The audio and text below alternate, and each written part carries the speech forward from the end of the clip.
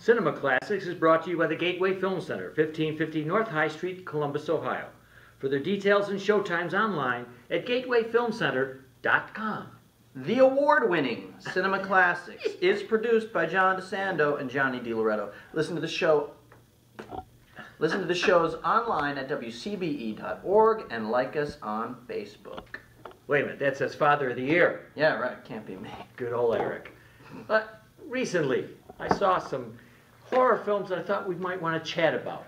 Yeah. Okay, not just because they're horror films, but when you think about the Babadook, you can't get rid of the Babadook. Well, first of all, let's stop the conversation right there. Let's jump ahead to It Follows. Oh. Which is probably the best horror film I've seen in the last, I don't know, 5-10 years. Except for one currently playing with it called Spring. Yeah, so I get what you're saying. Okay, all right. There's a current crop of worthwhile horror films, but I think the conversation has to begin with It Follows, which is a really kind of incredible, artfully done. Very much so, and also mixing in a whole bunch of tropes from all over history. Definitely in a tight, smart dialogue with a lot of horror films that have preceded it. But you know what? I just was really struck by this movie. I heard a lot of great things about it. So I sat in on a showing of it at the Gateway Film Center where we're recording this show. Yeah. And I was just kind of mesmerized by it, by the assured direction, by the filmmaker whose name eludes me right now, but he's only made one other feature. It just seemed really well done. And, as I mentioned before, how artful. Like, there's a shot of the girl, the lead girl, who is she's swimming in a pool, and she looks down, and she sees an ant on her arm. And there's this shot of her just kind of like staring at the ant, and then she submerges her arm in the water, and the surface of the water kind of like gets under the ant and raises the ant up off of her arm. And then I thought that was just such a great image. It was loaded with meaning. I'm not sure what. You know, it's kind of an existential moment, and it was natural. It wasn't forced. It wasn't pretentious. It just, the movie was filled with moments like that. Well, it seems to me this movie is, while it picks from great classics like Carrie, is carving out its own place about teenage sexuality. Yeah, let's talk a little bit about the movie, set it up for people so who many haven't of seen these it. have been related to the anguishes of young people and sex, and we know that. But this one does it better than any I've ever seen. So for those who haven't seen the movie, It Follows, is a young girl, she's probably about 19 or 20, meets a guy. They have a tryst in a car, after which he chloroforms her, essentially. And when she comes to, she's strapped to a chair, and he tells her that he has just passed on this curse to her. Yeah. He says, he calls it It. And you never know what it's going to look like. It could look like someone you know. It could look like a stranger. And essentially what it is are malevolent spirits that take the form of people in various states of... and it's all emblematic of the transference, for instance, of disease. Very, very specifically, can be HIV. Sure, it could be. And so that instills the fear in the hearts of all of the teenagers who are involved in this film. Yeah. And even the teenagers watching it would be somewhat horrified at the transfers of this because, as you said, it's it. It's it. We can't identify it. And that's part of the movie's brilliance. It lays down the basic ground rules that this it, is going to appear, and you don't know what it's going to look like. He doesn't even say what's going to happen to you if it gets you. Well, there is one rule, isn't it? If you die, it passes to the person at the head of the line, something like that. Right, there are two rules, right. You can pass on the curse to somebody else by having sex with them. Yeah, which you do, right. Right. Or if it kills the person who's, this is kind of silly, right? If it kills her, then it's going to go right back to the guy. And kill him. Whatever. The point is that it's all mysterious, and you can't quite get a handle on it. You can't quite stop it. And when people come from the background, who may look like people you know or not, they're looking a little bit like zombies, but not really. And you get the sense they kind of move like zombies, sort of deliberately and slow. And you can You can escape them. That's one of the other rules. You can run away from them. They can't run. They walk. For whatever reason, it walks. That could have been another title. It walks. But isn't that the canny part of the filmmakers? That they can't keep it too abstract. They can't just keep it. So they'll have some of these zombie-like characters coming in, and everybody feels good because I know that. I can identify with that. Right. They're walking like creeps. They're going to get me. Yeah. I can run away from them. So they move in and out of the genre. Yeah. And that's what intrigued me so much. How can they play with that? They're like new wave. Yeah, it's really fascinating. And the other thing is that, you know, most movies, especially aimed at younger kids or younger audiences, they want their creatures or their malevolent spirits, as it were, to move fast and quickly. And this is a throwback to the old zombie movies where they're moving slowly, but they are inescapable in some ways, you know. So you get away from it now, but later on you're going to run into it again. That sort of dread looms over the characters. Speaking of whom, all the performances are really smart and well tenored. Sure. There were no mistakes. You know, for a low-budget film like this, you would expect some sort of flaw in it. I think that's what's really kind of incredible about the movie is it looks beautiful, it's paced beautifully, it's cut beautifully, the compositions are really terrific, the performances, everything kind of comes together in this movie in a way that you just don't see in horror films. There are multiple complex layers. For instance, there's a whole sub-theme about her relationship with her father. So you have, in the first scene where one of the characters is running away, you see Dad coming out of the house, a suggestion that maybe something has happened. Then later on you have a naked Dad up on the roof. Yeah. And how do you know it's the Dad? It's a house on the roof.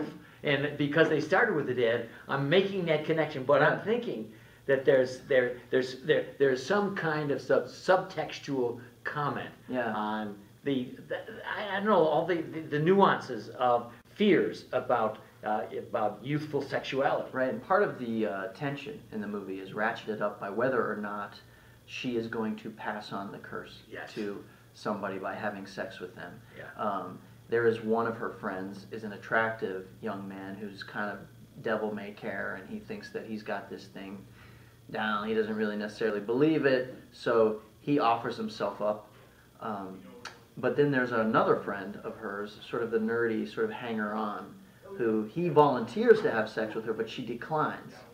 Now, later on in the movie, not to give spoilers away, some of these choices have different ramifications. Each one of them really different, and again, you know, intelligently done. Yeah. One of the female characters bleeds very similarly to the way Carrie bleeds in the shower. And so I don't remember that. And in fact, I think it may even be coming down her legs. But there's a direct correlation with those two. What makes Carrie even better than It Follows? Because we can mention Carrie. It's iconic. It's it's one of the greatest of all time. What in your mind makes Carrie a better horror film than this one? Okay, well, it's been a long time since I've seen just generally Carrie. speaking. One, I would say Brian De Palma as the director, just one of the great visualists of contemporary movie making. Two, Sissy Spacek. You got it. Who is just haunting and has just an incredible look about her, a singular look that was kind of creepy but attractive and worked there. Two, the central metaphor worked. You know, that the bullying dilemma, which is still relevant and resonates today. That sort of menstrual imagery, it's kind of, it all works together to make a really powerful film. And I would contend that that is a good reason for the difference between the two. That outsider, which has been, besides sexuality, has always been a problem for teenagers. Do I fit in? Do I not? Carrie, she doesn't fit in. That's not so much the issue in this film. This film gets to be more about the physiology of this, and more in a contemporary way, less abstract than even Carrie. Yeah, and in the central group, her group of friends, they're really tight. Oh yeah, there's not a lot of tension there. It's kind of like Scooby-Doo, like, you know, the group, the Scooby-Doo group. You know what I mean? Like the one guy is Fred and the other guy is Shaggy. Yeah.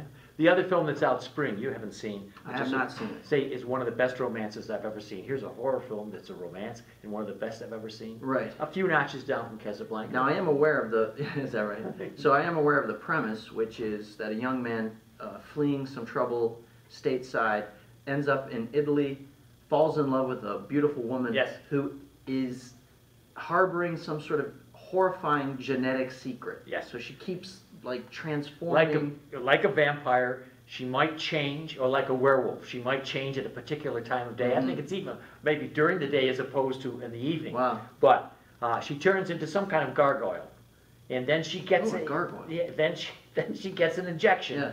and she's back to being Miss Beauty. Yeah, yeah. That's a part. That's only a small part of the film. I can understand why you love this movie. Because your relationship with women, that's most of it. No, seriously, you love women. I do. I do. You're very fond of women. Yes. And you also accept all of their quirks and their idiosyncrasies and their sort of, you know, what many men might consider like their unattractive qualities. Yes. Some of the They're imperfections. They're imperfections. You're in this great spot where you Yeah. can, as an older single man, kind of appreciate women for all their complexities. So this is great. This guy, he despite this horrifying transformation, he's still sticking with her. He's Right. sticking with her. It's terrific. a beautiful love story. Anyway, I think that's enough. Well, yeah. Let's quickly talk about the other one you started the show with. You mentioned the Babadook. The Babadook. Which is about a mom, a single mom. Yeah. Father passes away, and she's left with this troubled kid, and she's she's experiencing some really intense anti-maternal feelings towards her child, which may or may not have awakened this force called the Babadook. Well, she opens a child's book, they call it Babadook, and the Babadook is a menacing-looking character who plagues the house. Yeah. And says, you can't get rid of me. And she has to deal with that. But you have set it up in the part that I really like about this. It's not so much about Babadook. It's not so much about some horrifying figure in your home. Right. It's about the fact that you're a vulnerable single mom. Right. This is really what the story is, and I think it's been in all three of these films we've talked about. And the other horrifying thing about that movie, from the kid's perspective, is that maybe your mom might not love you all the time.